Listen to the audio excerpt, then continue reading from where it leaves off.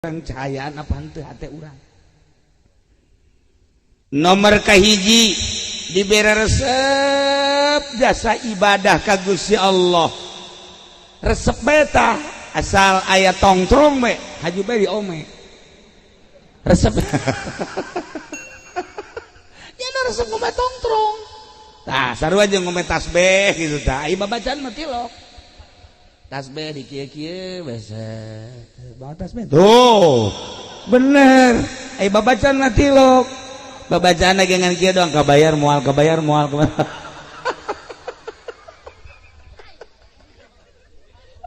Ya Allah ya Rabbi, eta mah penipu sebenarnya mah. Atuh penipu eta tasbih dibawa aya di wiridanana lain eta. Masya Allah. Nah, di mana-mana hate cahayaan wani ngalaksanakeun ibadah, embu ngalaksanakeun maksiat eta cahayaan hatena. Islamna berarti bener. Nah, lamun kuari jelema Islam KTP-na ge malah boga tilu kos saji pendi. Tilunya nama KTP teh. Oh, loba batur mah hese KTP-nya mah tilu. Eta lah bajingan teh kos kitu eta. Tilu. Nah, iya KTP nama Islam, jelemana Islam, tetapi daek ngalaksanakeun maksiat. Kurang giat karena ibadah maksiat daek leletikanana main gaple. Lamun aya Islam masih keneh balak genep di kieu-kieu. Koto kunyana di kitu-kitu tah. Naonna karangarana jangjangna naon ngaranna eta? Tuh, nyawan teh tolol teh coba. Aju dikitukeun teh cuma hiber teh naon ngaranna? Jantur. Aing ge nyawa nang disiakan eta.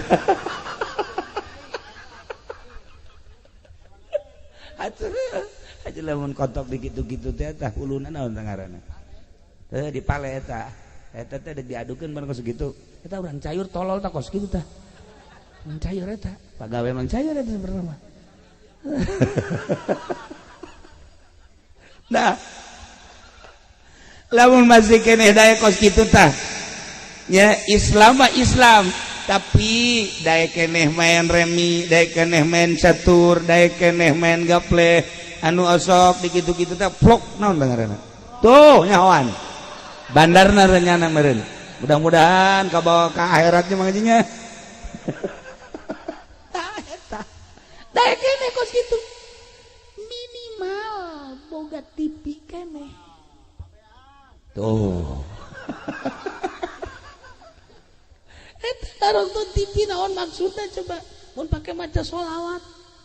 Sabaraha jam eta nonton TV mun pake maca sholawat, Masya Allah sabaraha ratus. Urang kieu bae di TV kos do oplo eta sebenarnya. Teu hayu ja pikir ku otak. Terus dengar orang keneh mah potongan kos kieu. Atuh aja huis geus lain di hulu ka jembut-jembut.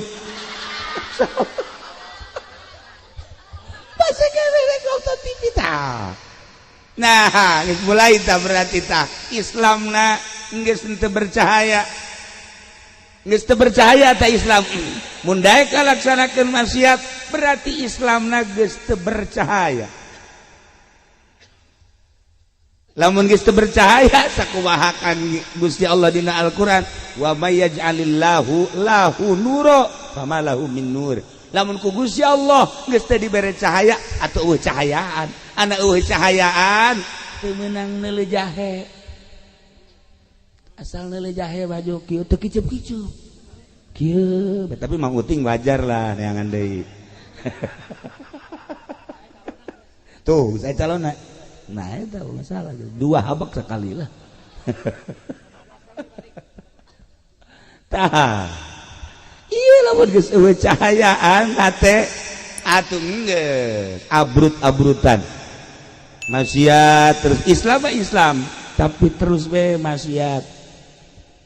Mulai tah lamun geus loba maksiat, ibadah teh ibadah.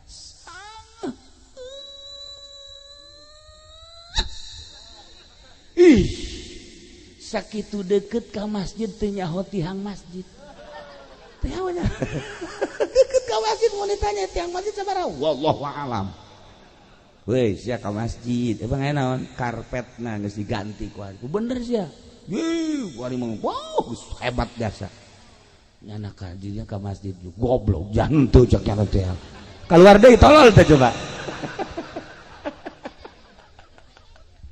Atuh dilalaga kitu supaya ka masjid. Cuma ka masjid nempo doang di jendela. Ya tuh diganti. Atuh geus bente teu asup-asup acan. Eta berat dek asup ka masjid tah ieu eueuh cahayaan. Eueuh cahayaan wa man lam yaj'alillahu nuro fama lahu min nur. Lamun ku Gusti Allah henteu dibere cahaya, eueuh cahayaan. Di mana-mana geus eueuh cahayaan, sangheut ibadah teh sangheut asal geus dibere sangheut berarti nutup lawang sorga. Nu muka lawang tuh dia paling terdes ya horeng. Tuh. Ada ya kira-kira ieu mah ngaji nu di dieu kira-kira ieu nu di dieu ieu cahayaan apa henteu sih sebenarnya. Guys. Urang mah neuk danya be cak urang dieu mah ngaji pen di cahayaan teh. Tuh, henteu. Eta ku kabehan. Henteu cenah deui. Berarti budak palinter. Nyaho nya ge Rusdi. Atuh gebelek-beg gadeulan. Eueuh cahayaan sakieu. Sebab carita TV jana pangbogaan panggedena. Carita HP boga 3 HP-na. Atuh carita tilok ngabohong raja bohong. Atuh geus cahayaan budak ge nyahoan henteu cek cenah. Geus teu kudu hese-hese teu kudu kakolot ka budak bae. Biasa kali deui cahayaan teh. Tuh.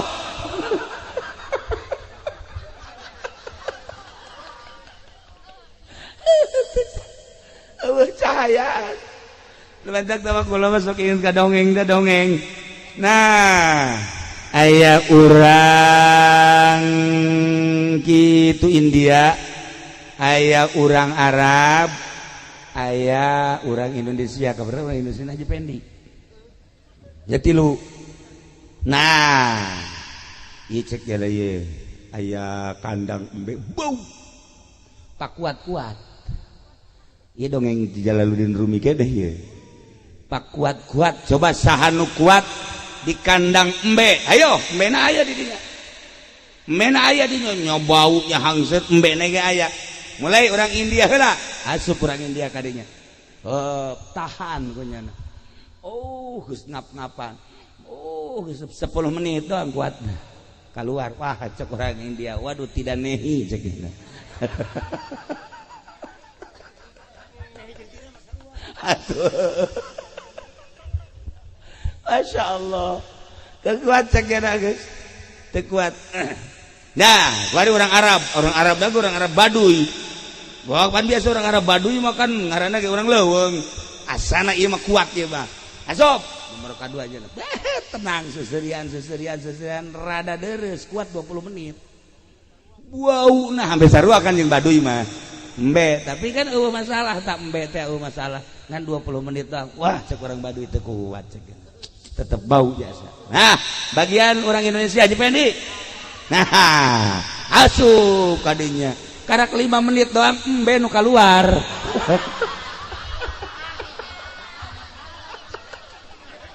Sak embe teu kuat aing teh.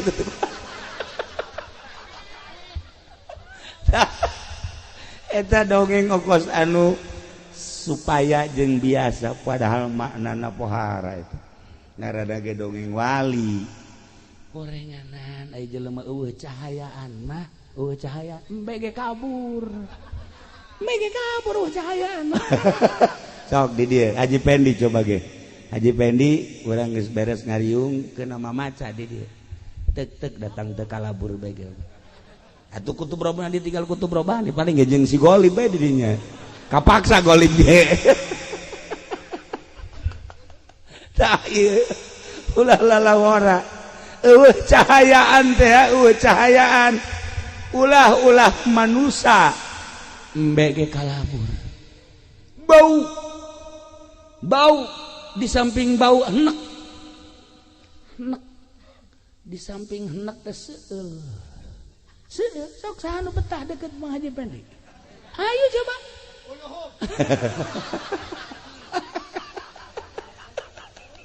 Incuna ge incuna. Itu kakek masih ada aja ya. Kapan enggak adanya? Lah iyalah para jamaah kaum muslimin wal muslimat rahimakumullah. Coba introspeksi.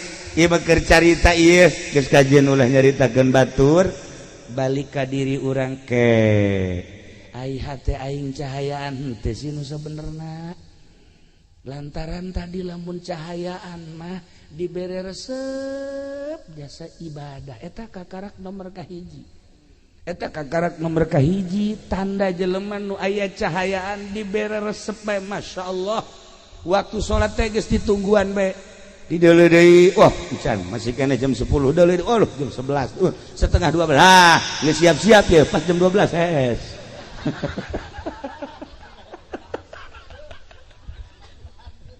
eta cahayaan aya cahayaan masyaallah geus ke moal ka sare cek nya sakedeung deui salat besi tinggalin berjamaah aya cahayaan aya cahayaan eta nu kos kitu ngaran beres datang waktu salat qobliyahna ba'diyahna beres eta terus wiridanana komo datang ka haju terus maca Quran ya Allah yang cahayaan eta nu kos kitu tuh kaluar di masjid urang ngantongan duit dirinya aya kotak nah hasilkeun ieu kotak itu dibongkar orang etek urang cayur gegedena urang pondok etalah cahayaan mah kos kitu tah ka budak deudeuh ka sesama nyaah ka saluhureun hormat eta ngaranna aya cahaya nginaheun lamun hate geus aya cahayaan sebab pada dasarna jelema ngudag-udag cahaya lamun Kangjeng Nabi dibahasakeun cahaya diudag kabeh sebab ieu kabeh ge tidak cahaya Kangjeng Nabi urang Kangjeng Nabi Muhammad sallallahu alaihi wasallam langit tina cahaya Kangjeng bumi tina cahaya Kangjeng wabeh alam gunung laut berikut hewan-hewan termasuk urang tina cahaya Kangjeng Nabi Muhammad sallallahu alaihi wasallam nah tinggal ieu di diri urang aya cahayaan ta eueuh urang anu ngarti urang nu nyaho urang nu sadar ketika aya cahayaan dibere resep urang ibadah dibere daek urang ngalaksanakeunana dibere tenang yashrah sadrahu lil Islam jembar hate nomor kadua narima cak Kangjeng Nabi tina papasten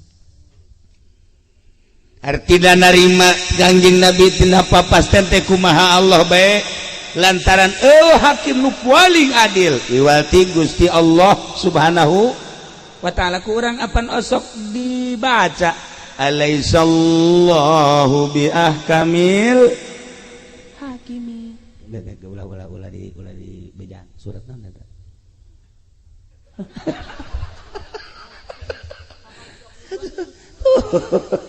eta teh artinya masuk dibaca ge tuh cak nu di tukang alhakumut cenah deui nah bejaannya na maksudna mah sarua ondona itu mah alaihissallah ya kabil hakim Allahumma hebat na ngahukuman pang adil-adilna eueuh de hakim nu paling hebat Allah kuayana sakitu naon bae keputusan terhadap diri orang, terhadap halayak rame, terhadap hewan, gunung, laut, bumi, keputusan Allah. Sebab Allah teh ahkamil hakim. Urang sadar, aing dijieun ku Gusti Allah model kos kieu. Narima, urang ngaca ya dikaca. Ya Allah ya Rabbi, ya abdi ciptaan Gusti alhamdulillah dibere kasep, mun kasep teh mah dibere gelis mun gelis mah sadar tah alhamdulillah loba tah manu kitu mah tah begitu aja pending aja aing jore amatnya ceknya nih ambil jeung nu di Cisoka akur di mana ka di Cisoka teh tuh solear si wanyahoan begitu ngaca teh ieu mah akur jeung geus soleh ari main mah ngan buntutan doang atuh buntutan ge nu kadeuleuh tu kadeuleuh mah aya ge sabarna nah ieu lamun aya jelema ngaca aing jore amat sih Gusti kunaon si abdi diciptakeun jore tah eta jelema henteu sadar kana papasten ti Gusti Allah panghese-hesena teh sadar moal kebal di alam dunia geus sakitu geus alhamdulillah dijadikeun jelema aing geus bae sakitu ngeunaheun jadina tenang kana pikiran teh keur ngaji mah balik bae ka imang ngaca jore amat aing ye tuh coba gitu ketika orang dibere jadi pedagang haju untung baik alhamdulillah ya Allah ya Rabbi maha kaya Gusti alhamdulillah karasa ku abdi kakayaan Gusti abdi dagang untung baik dikocorkeun beureum kakayaan Gusti ka abdi loba teh manu kitu mah tapi begitu nyana dagang haju rugi deh Gusti ieu kumaha sih urusanana ieu kunaon kok abdi dagang tapi rugi deui ye coba atuh ka Gusti kos kitu tah eta ngaranna henteu sadar kana papaste eta cahayaan hatena cahayaan wa man lam yaj'alillahu lahu nura di mana ku Gusti Allah henteu dibere cahaya famalahum min nur cahayaan di mana cahayaan eta kos kitu tadi tanu mantak kurang kudu ngawauhan nu sugih hirup mah kudu ngawauhan nu sugih sebab aya nu sugih nya nama hayang dipentak bae lamun henteu mentak kanyana bendu lah resep aja teh nu sugih eta mah tah tuh hayangna dipentak bahkan teu dipentak ge sok mere bae nah nu sugih eta teh deuketan ku urang bakal lamun urang mentak anu sejen nya nama bendu deketan tanu sugih eta nu sugih eta teh saha nu nyiptakeun langit jeung bumi tak maha sugih cak Gusti Allah aing ye nu bogana penta ku sia aing bakal mere sia teu menta ge ku aing dibere bae komo sia mun menta ka aing jeung aing mah resep jasa lamun dipenta tur lamun sia menta ka nu sejen ka Gunung Kawi bisa aing mah teu resep jasa menta ka pamarentah ge teresep jasa menta ka makhluk ge teresep jasa aing penta tah Allah meresepkeun jasa dipenta haji pende mun dipenta geus kieu bae ya panakol ya incuna ge datang ka tiluk daek menta incuna sorangan tuh menta sama kakek ih enggak mau kenapa galak ya orang lamun geus bisa burak bere eta urang geus bisa make akhlak Gusti Allah takhallaku bi akhlakillah Allah mah mere bae terus tah urang ngadeukeutan nu maha sugih bae geus ka Gusti Allah nah ieu lamun hate urang aya cahayaan hate urang aya cahayaan sadar kabeh ge horeganan diatur ku Gusti Allah Subhanahu wa taala ketika aya seorang waliullah di Baghdad begitu manehanna keur di Baghdad ternyata horenganan di daerah Tartar keur perang terus perang nyana ngadenge begitu nyana ngadenge eta peperangan geus mah awewe pararae sipil-sipil masyarakat teh budak leutik ke parae nyana ngomong kieu ka Gusti atuh kunaon eta diperangkeun sehingga eta pararae masyarakat emang eueuh nu ibadah emang eueuh nu sok hudang ti peuting emang eueuh wali pan beureun aya wali maot aya ulama maot kok dimaotkeun aya diperangkeun ku Gusti langsung nyana peutingna sare barang sare ngimpi kapanggih jeung hiji jelema make jubah terus nyekelan surat eta dibabawa bae begitu dibabawa kapanggih teh jeung nyana ieu surat naon eta ieu surat ti Gusti Allah coba tah pang bacakeun begitu dibaca dina tulisanana aya da'il i'tirad tinggalkeun ku maneh ngalawan Allah tinggalkeun ku maneh nentang ka Allah dibaca takunyana sebab Allah mah wah adil-adilna eta memperangkeun urusan aing, gempa urusan aing, banjir urusan aing, angin urusan aing, sia mah sia bae urusan sia cak Gusti Allah. Ulah sok nentang-nentang ka aing make jeung tatanya, make jeung diperangkeun, loba budak pararae, loba manusia pararae, aya kiaian, aya walian, urusan aing tah mah sia, urusan sia, geus datang ka mana sia, dumadeheus ka aing. Hudangnya Masya Allah kaget jana dicarekan ku Gusti Allah, langsung ditegur make surat model tadi. Wali mah kos kitu, impianana teh hebat. Aing ngadenge Haji Pendi mangimpi teh, ya Allah ya Rabbi diudag-udag genderuwo, aya ngimpi kos kitu eta. Aya deui jana mangimpi naik ka gunung ragal. Paling hebat jana mah ngimpi di udag-udag anjing, sanggeusna di udag anjing ngajunya anak kagang, geus kagang haju hayang kiih manggih sumbur, maju kiih ngompol. Eta Haji Pendi mah kos kitu impianana masyaallah. Wali mah tadi tegur ku Gusti Allah make surat, tinggalkeun nentang ka Gusti Allah, sebab kabeh ge ieu adalah urusan Allah. Cak Allah sia ulah tatanya kunaon ku aing digempakeun, ulah diutang hitung Gusti teh urusan aing. Kunaon eta teh ku aing dianginkeun, ulah make diutang hitung teh urusan aing. Kunaon diperangkeun, ulah make jeung tatanya, urusanana teh urusan aing. Sebab aya jelema anu ku aing di maotanana melalui senjata-senjata, melalui pedang-pedang jeung sajabana. Hakikatna mah horenganan eta teh deuk di maotan ngan carana Gusti Allah. Aya anu ragag tangkal kalapa, aya nu ragag ka sumur, aya nu gering, aya nu perang, aya nu di luhur kasur kieu bae cara kabari ieu teh urang Balaraja.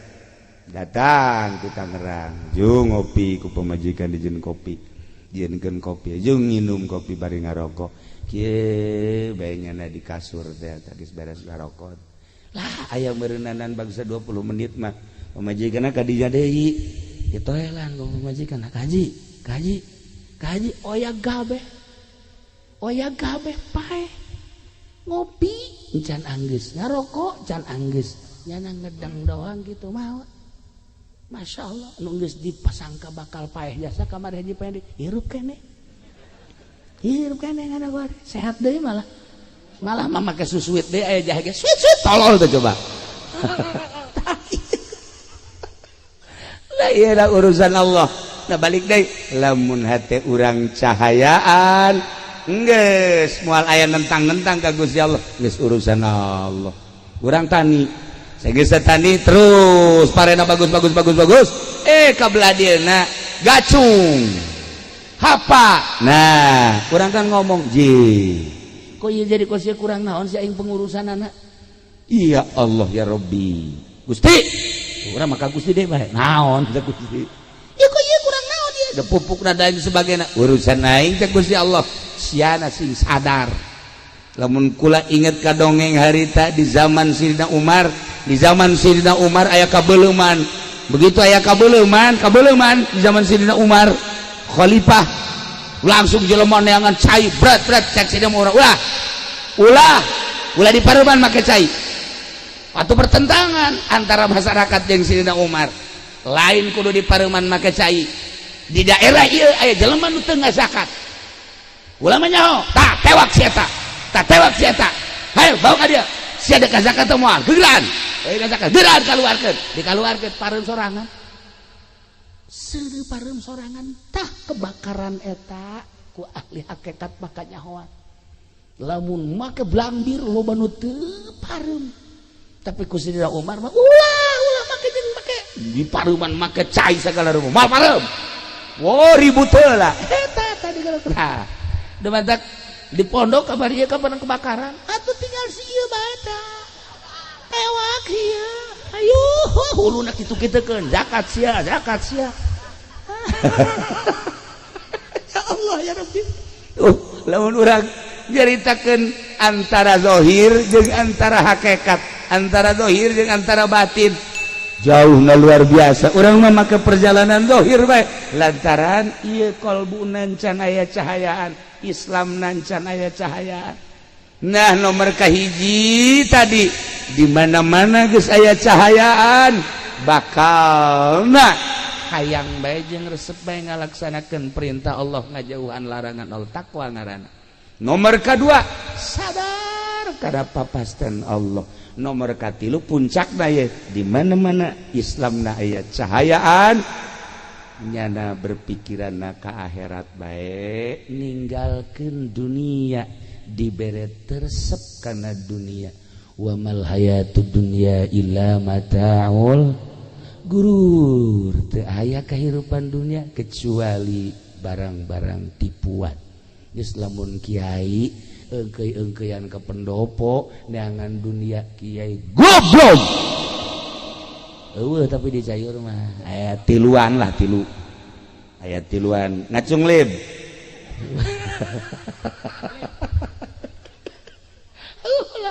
Ulah neangan dunia.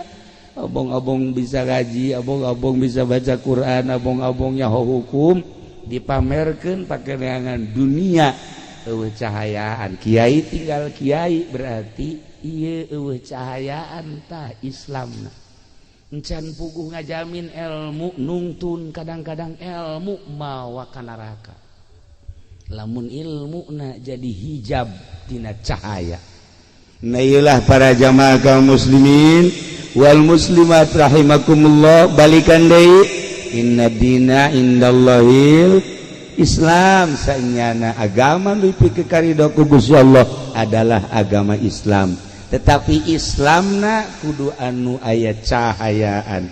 Sakumaha tadi lamun Islamna aya cahayaan maka aya tanda-tanda. Hiji tanda Islam aya cahayaan daek ngalaksanakeun parentah Allah embu ngalaksanakeun laranganana. Daek ngalaksanakeun parentah Allah ngajauhan laranganana. Eta berarti mulai cahaya nomor kahiji.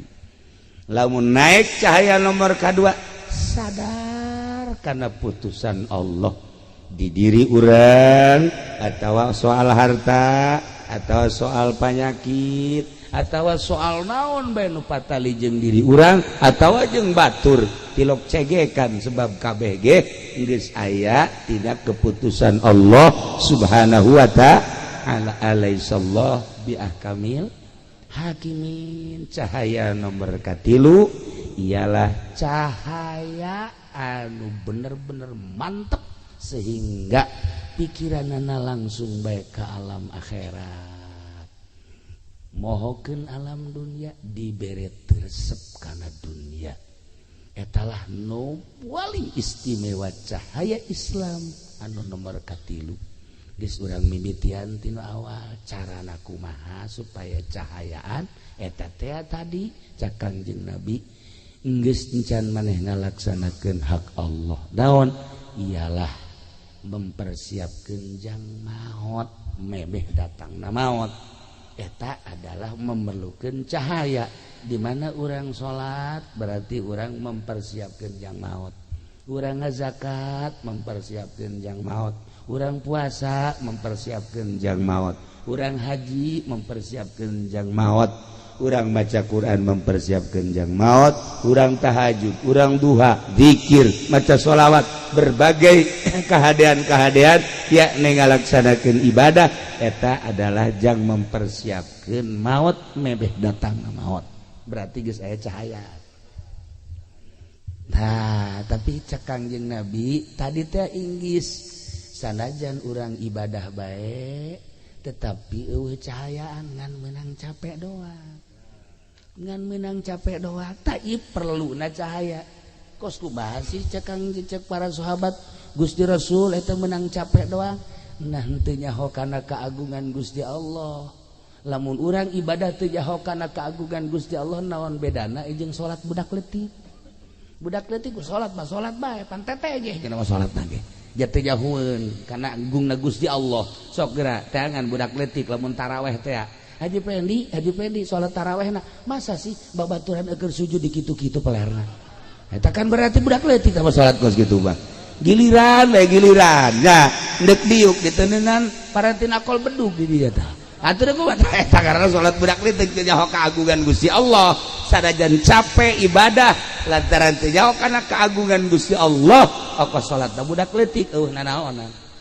Jadi kudu urang teh memperhatikan kamaha agungan Gusti Allah Subhanahu wa taala. Nah nu mantap ibadahna ulah aya muatan-muatan.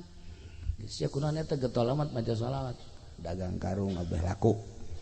Da eta ngaranna ibadah eueuh nanaonan kos kitu. Capek tata ibadah kos kitu. Capek pen. Ulah kitu aran. Atuh. Sakalina maca sholawat, maca kulhu, kukulak mah teu maca kulhu kabari. Bulan Rawah maca kulhu ngaji. Dibaca bae ku nyanas. Ditanya, ngaji maca kulhu. Hayang naon sih maca kulhu mah haji nu sabenerna. Rizki macet cenah ieu. Supaya rada jembar bae bisa sugan bae ku kulhu mah. Tah ulah kos kitu teh ibadah budak leutik teh mah TK. Capek eta ibadah kos kitu teh ibadah teu nyaho kana kemahagungan Gusti Allah. Geus bae urang mah ibadah salat ulah aya muatan dunia, ulah aya muatan-muatan selain lillahi taala karak ka eta ibadah nu mantep. Geus aya cahayaan tah mun masih keneh muatan-muatan keneh bae mah cara nu deuk calon lurah.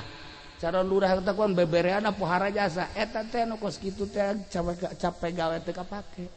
Eueuhna naonan sebab sedekahna aya karna hayang naek jabatan. Gitu kene calon bupati, Gus Pugu calon presiden. Tama. Haji penmentas ieu maka ditupan. Ka istana tolol henteu. Mending mun dibere henteu. Dibere onam. Gitulah para jamaah kaum muslimin wal muslimat rahimakumullah. Ala kadar gambaran hirup sakumaha tadi sahabat menta ilmu anu istimewa, ternyata cakaging Nabi ulah hayang ilmu istimewa. Geus bae persiapkeun pelaksanaan ibadah jang menghadapi maut eta ilmu paling istimewa. Adapun kadituna lah cek Kangjeng Nabi gampang nu kadituna mah asal etana hebat karat ngan ulah ibadah ngan sakadar sigada hungkul tapi kudu didorong ku cahaya. Neangan cahayana dua cara, hiji langsung boga guru aya nu nuduhkeun, nomor kaduana babarengan jeung nu geus bisa insyaallah cahaya tersebut bakal nyinaran saeutik engke bakal ngarti. Ketika urang geus ngarti berarti geus aya cahaya teu karasa. Neangan guru mursyid mah hese urang atuh babarengan besok geura urang lamun sering jeung babarengan jeung Haji Pendi bakal karasa. Karung ayam bae mangarti. Ieu karung ayam cek nya teh. Ieu mah dodet, jauh ka dodet segala. Nah ieu. Tak pas gitulah para jamaah kaum muslimin wal muslimat rahimakumullah, persiapkeun amal-amal jang maut samemeh maut. Geus maut cara almarhumah Nyi Siti Murdiah kabeh nu dibawa imah, nu dibawa salaki ngan sakadar nganterkeun ka kuburan ku ari paring doa-doa anak kitu kabeh. Katanggangan sakadar ngadadahan nu milu aslina ka kuburan mah salatnyana, puasanyana, zakatnyana, sodakoh manehanana milulah ka jero kuburan teh. Ternyata horeng di jero kuburan teh anu sok disebut-sebut cenah urang di jero kuburan teh sempit horeng lega, cenah di jero kuburan teh panas horeng tiis, cenah di jero kuburan teh poek horeng caak, cenah di jero kuburan teh urang sorangan horeng rame. Biasa di jero kuburan teh masya Allah bohong.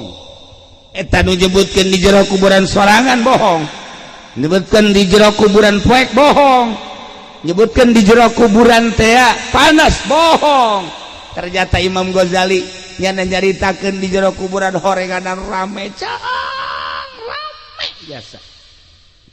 Sehingga nyana ngagerokeun ceng-ceng ka dieu sia ka dieu rame amat cek cenah ka dieu teh kandi maneh ieu kasep amat saha cek cenah ieu kula salat teh ieu kula ngabaturan mamang cenah geus terus bae insyaallah terus datang ke mahsyar, datang ke ditimbang kula batur. Ya Allah, aya ieu ieu saya. Ieu kula zakat cenah. Ya Allah, aya ieu kula tahajud. Tahajud teh ieu salat hajat. Masyaallah. Barang Haji Pendi teh di jero kuburan aya si Hajore amat. Nya hideung nya jore nya culean deui. Ya Allah, cak Haji Pendi si Hajore amat. Bahasa pan batur mah haji ieu. Batur di mana? Aya eta nyadakeun si Mbak teh ya. Batur ieu. Ya Allah ya Rabbi, bakal ngabaturan urang di jero kuburan, bohong urang, hasud urang, teu salat urang, teu zakat urang, bakal ngabaturan urang. Tok renungkeun ku urang ketika urang di jero kubur, bakal boga baturna urang nokos kumaha. Bakal ngabaturan jasa mangkani eta. Ketika urang sering ngajembarkeun batur, jembar kuburanana. Jelema datang, Assalamualaikum, Waalaikumsalam. Naon ya, duh kulit di kamari candar, masya Allah, atuh lain bebe aja di kamari ya, cukup teh 500.000 pak iya, tah. Alhamdulillah, Haji, masya Allah, kesia lamun teu boga deui kadi deui, senang hate, geus jembar jero kuburan, datang ka Haji Pendi, Waalaikum, Waalaikumsalam, naon sih, kulit di kamari candar, boan sia, tuh neangan, cara aing, coba direk neangan sih, atuh geus mabur sia ka ditu lah. Masya Allah, cak galedeg Haji Pendi. Eta jempitkeun batur sepit di jero kuburanana. Ya Allah ya Rabbi, urang ayeuna nyieun masjid tah den kipas di masjid tiis. Jelema maca sholawat ka tiisan komo AC, nu ngaji ka tiisan komo AC. Di jero kuburanana tiis. Ya Allah malaikat ieu tiis daun eta teh cek malaikat teh tah kipas anu di masjid. Bo nyaho kieu mah kula meuli AC cek nya. Ieu kipas anu dipasang ku kula teh anu make anu jore teh eta kipas ge. Haju leumpangna ge kotek. Asal dikencengkeun we geus teu bisa muter janana. Ya Allah, eta kos kitu ge tiis. Aduh, nyaho kitu mah kula meuli nu bagus. Cek malaikat keur ieu sia. Tah, kitu Haji Pendi bapan nyana mah lain meulikeun naon kipas, malah kipas di masjid dicokot. Atuh panas cenah mah di kuburan.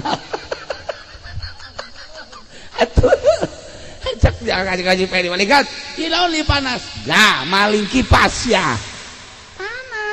Bentar sih ada Haji ke masjid gede.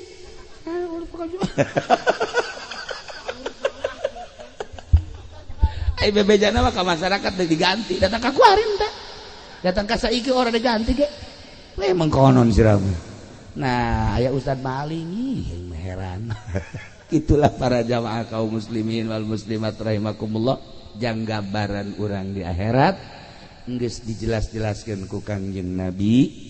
Urang iman ka Kangjeng Nabi, percaya ka Kangjeng Nabi, urang beragama Islam, tinggal cahaya na aya tah henteu sehingga urang bisa ngalaksanakeun naon keyakinan urang. Sebab aya jelema anu iman ngan disungut doang tapi di jero hate mah henteu, munafik. Wa minan nasi may yaqulu amanna billahi wa bil yaumil akhir wa ma hum bimu'minin. Tidak sawarehna manusia wa minan nasi may yaqulu aya jelema nu ngomong amanna billahi wa bil yaumil akhir, abdi iman ka Allah, iman ka yaumil akhir, padahal mah wa ma hum bimu'minin, teu iman, munafik tah mah. Aya jelema anu iman mah iman ka Allah, munafik henteu, tetapi eueuh cahayaan imanna, Islamna eueuh cahayaan, imanna eueuh cahayaan, berani manehanana teu ngalaksanakeun kayakinanana. Nah ieu hampir-hampir urang kos kitu tah kabeh, iman ka Allah, iman ka Kangjeng Rasulullah, iman kana naon anu diucapkeun ku Kangjeng Nabi, tetapi ngalaksanakeunna henteu. Kunaon eta? Ieulah eueuh cahayaan di jero kalbu urang, Islamna teu aya cahayaan, imanna teu aya cahayaan. Sok wari mulai bongkar gerak ku urang supaya aya cahayaan, Islam urang aya cahayaan, iman urang aya cahayaan. Islam babalikna engke kana zahir, iman babalikna engke kana batin, kana ruhani. Islam jeung iman di mana sapagodos pada aya cahayaan wah bakalna istimewa jasa zahirna bagus batinna ge bagus ku ayana sakitu teanganlah cahaya. Di mana sih ayana cahaya? Di pondok-pondok pesantren tah kadeleuna mah pondok kos ge teh hina jasa. Tapi horenganan anu ngadatangkeun ka sorga kos kieu. Alhamdulillah kos pondok mah tolol. Siap pondok ngaran doang. Kampung pondok salilana bodoh. Heran aing mah. Tuh, ya, urang lamun ningali gedung. Wow. Universitas wallahu alam ngadatangkeun ka sorga panteu mentereng hebat gedung-gedung menjulang urang ka Jakarta ieu sing ngadatangkeun ka sorga panteu ketika urang deuleu kantor DPR isi ka sorga panteu kantor ieu tapi lamun urang deuleu majelis taklim deuleu pondok hina ka deuleuna justru melalui ieu lah pintu-pintu surga terbuka teangan cahaya di pondok-pondok pesantren model kos sekarang hina kadele ku pandangan mata tetapi mata batin di mana geus cahayaan ieu teh lain sakadar pondok pesantren tapi ieu teh adalah raudhatun min riyadil jannah seperti eta lah ahli-ahli Allah teu perlu mewah-mewah ketika aya teu perlu dibangga-bangga nu penting ieu adalah ngamakna anak-anak. Itulah para jamaah kaum muslimin wal muslimat rahimakumullah malam ieu urang diundang ku almarhumah Ibu Murdiah maksudna mepelingan ka urang wahai ahli-ahli cayur kula geus balik kalbur asli ente ge bakal baralik ternyata nu ngabaturan kula di jero kubur amal-amal kula amal salat amal puasa amal zakat amal-amal sodakoh jeung sajabana amal ngaji jeung sajabana santri mah ujang ka neraka saudara santri mah ujang ka neraka santri mah kajun HSBG di kobongna surga tuh siapa teu percaya waduh segala naon ye atuh cara bae cicing lagi di taman surga deuk kumaha atuh ujang ka neraka mantak santri mah janajan amalna jore pan di ka nerakakeun begitu deuk diasupkeun ka neraka aya utawi ye utawi geus kieu segede pereup ieu naon dia ye kula utawi nang ieu jurumiah di utawian nah cek malaikat naon sia ieu utawi ieu cek jana teh kula teh ieu saksi bahwa nyana teh di pondok pesantren pindah deui ka lawang nu ieu utawi aya deui bae di dieu terus bae unggal lawang utawi iku malaikat ge sebeleun nya jagana ya dijagaan ku utawi iku bae bebe jaga Gusti Allah Gusti ieu ya utawi ikuan lah ka sorgakeun habak tuh ye batak santri wah ujang ka neraka. Para jamaah kaum muslimin wal muslimat rahimakumullah urang doakeun Ibu Murdiah mudah-mudahan dihampura sakabeh dosana dilegakeun di kuburanana dicaangkeun di kuburanana dibere kanikmatan kubur ku Gusti Allah sehingga nyana bisa tentrem nikmat menikmati naimul kubri kitu keneh keluargana mudah-mudahan dibere salalabar tur tawakal tur urang kabehan ge mudah-mudahan dibere cahayaan hate urang sehingga bisa nempo jeung ngalaksanakeun kana perintah-perintah Allah belah dituna mah urang mudah-mudahan kabehan husnul khotimah